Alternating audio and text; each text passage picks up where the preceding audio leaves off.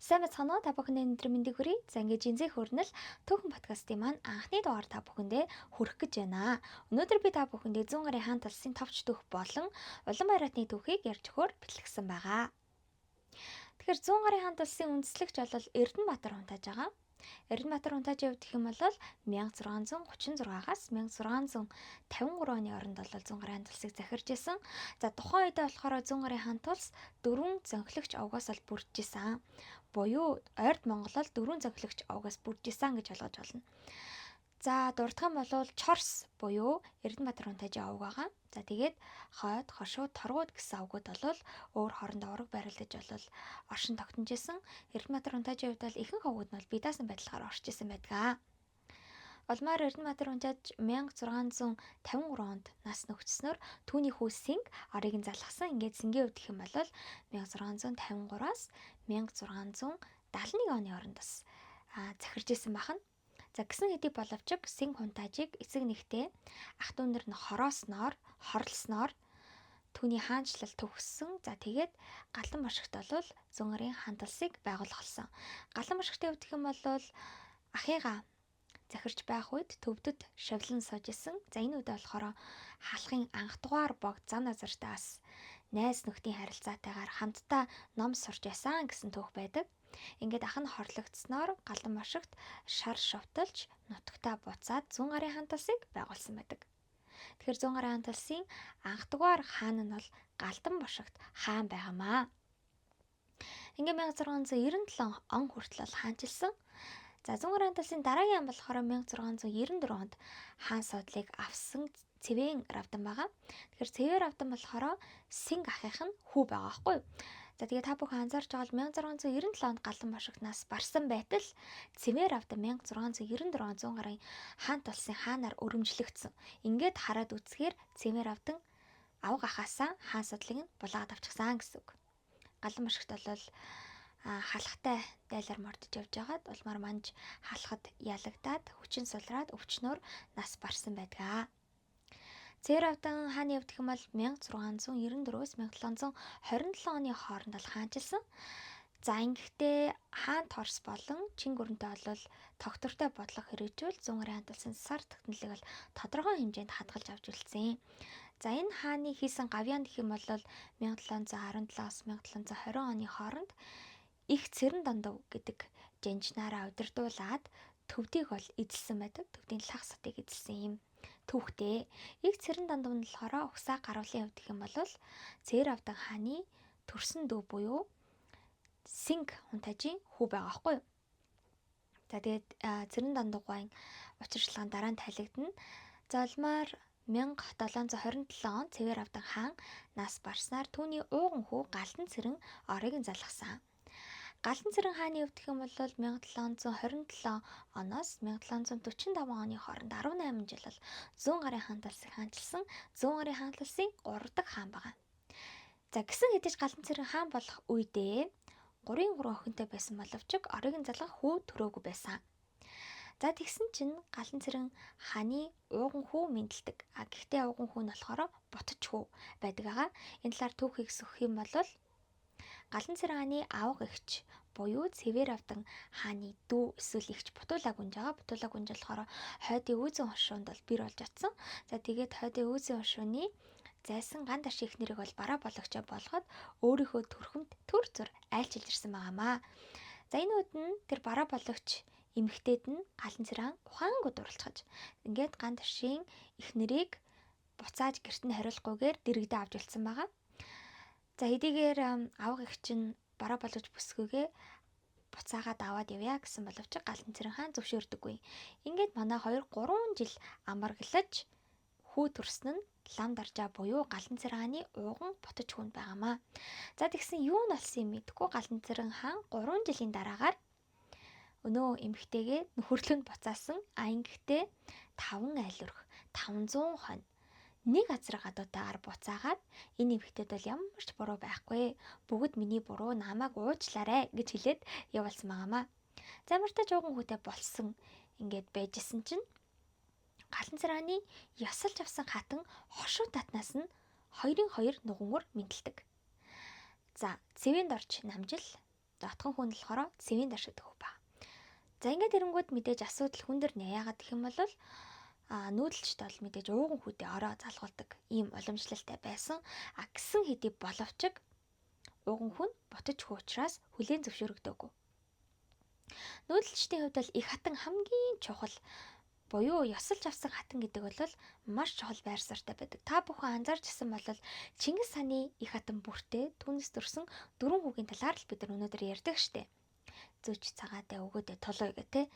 Тэгсэн хэрнээ Чингис хаан бусад хатад татвар өмсөөсөө хөвгөд төрүүлээгүй байсан юм уу? Гэр үгүй байсан, хөвгөтэй байсан.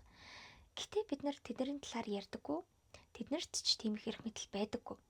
Тэгэхээр эндээс аваад үзэхэд их хатан буюу осолж авсан хатнаас төрсэн хөвгөд бол маш их эрх мэдэлтэй хүлээн зөвшөөрөгдсөн статустай байдаг байгаа нь харагдаж байгаамаа.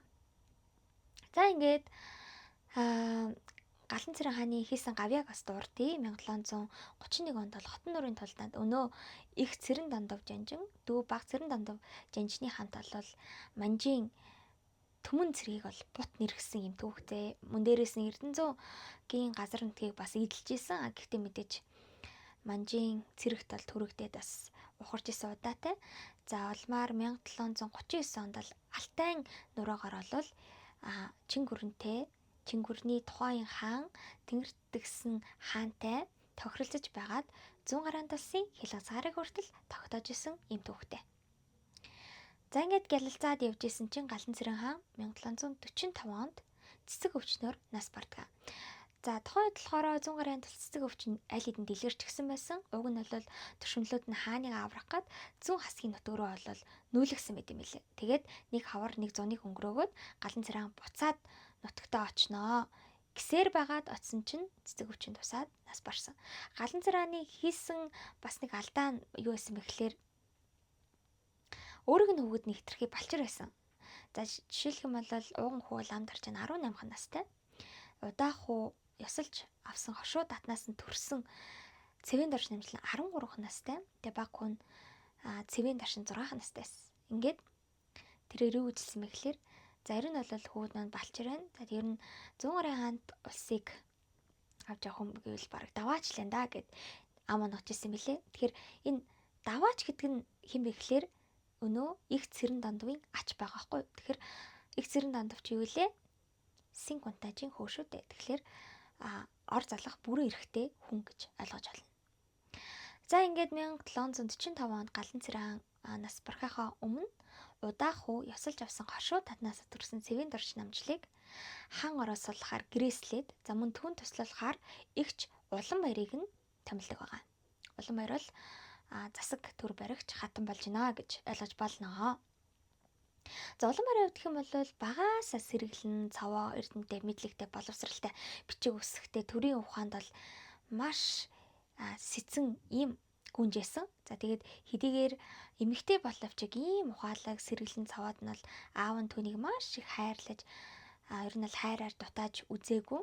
Тэгээд хэрвээ улан баяр гүнж эрэхтэй байсан бол шууд л ороо залхахад бол Галан цэрэн санаа зовхгүй байх байсан гэсэн хэдий боловч мэдээж эсгийн эрэхт ясны үдээс аваад үзэх юм бол заавал эрэхтэй ууган хүүн бол те ор залах хэрэгтэй байсан учраас улан баяр гүнжд бол ямар ч тийм ор залах ирэх боломж бол байгаагүй. Гэсэн хэдий ч дүүнд баг балчир байгаа учраас улан баяр гүнж хатан дүрмжлөгдөөд засгийн эрхийг болол төр зөр барьж эхэлсэн байдаг. Ингээ 1745-аас 1749-50 оны хооронд бол засаг төрийг бол улан баяр хатан мэдчихсэн.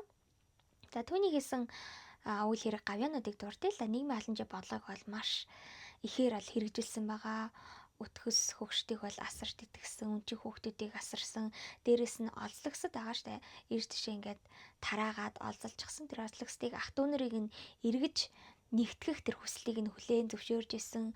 100 гаруй хаан улсын хязгаар нутгуудад цэргийн цайзыг хүртэл барьж исэн. За тухайд хаан торц улс руу маш олон удаа ол захидал хийгээд исэн.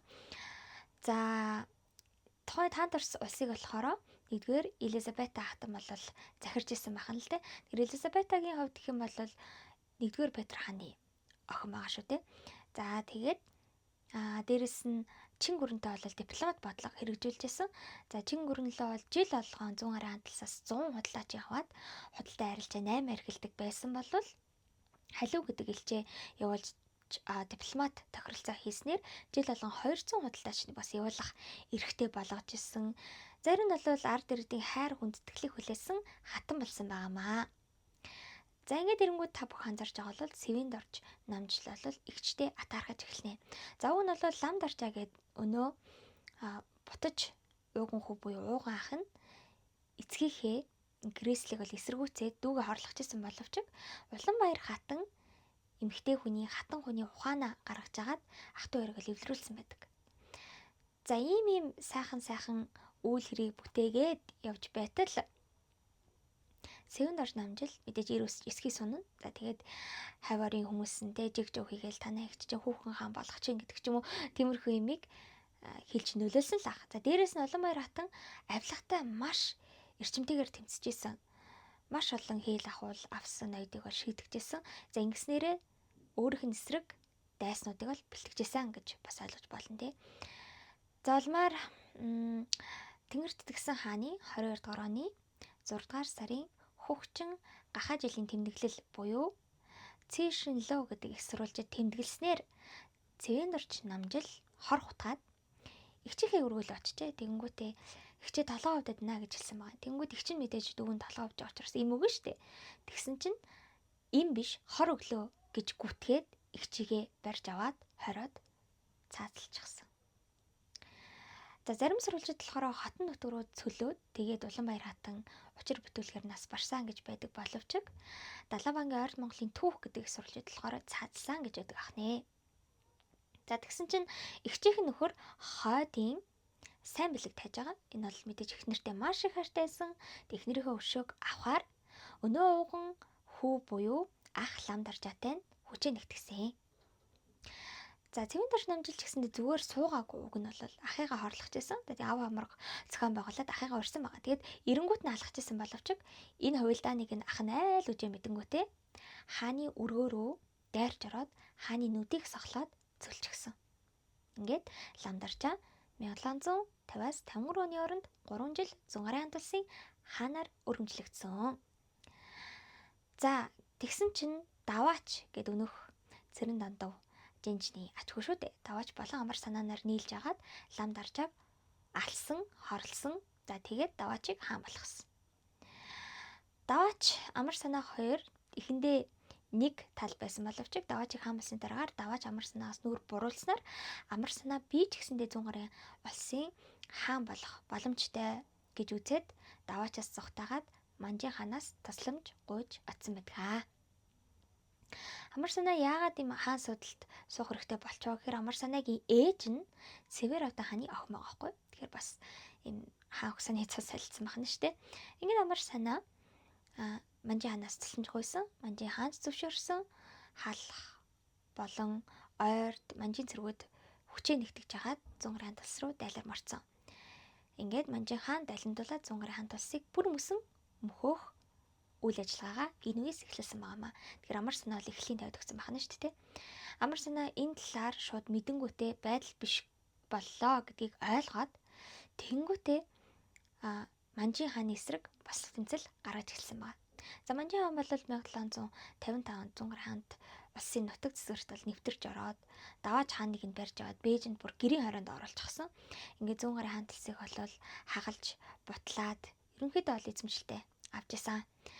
За тэгээд амар санаа эсрэг тэмцэл гарангуут нь тухайн Тэнгэрт тгсэн хаан бүр хилэгнээд 100 гарын 500 мянгаас 600 мянган ард иргэдийг хүүхэд хөгшин залуу гэлтгүүгээр хорлож, алж, цаазалж геноцид үлдсэн байна. За энэтэй холбоотой ардын дууч гэсэн байдаг шүү дээ.